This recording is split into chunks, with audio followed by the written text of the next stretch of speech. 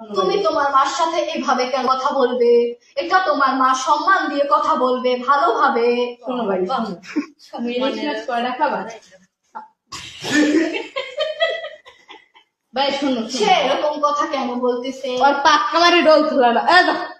আপনাকে আমি ধরতাম, শুধু ধরি না আপনার ছেলের জন্য।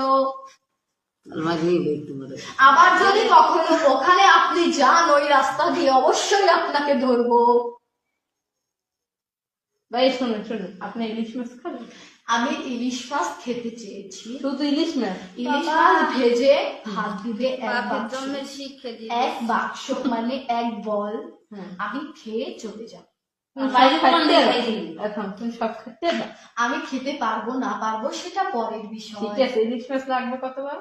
ইলিশ মাছ লাগবে 2 কেজি থেকে 2.5 কেজি।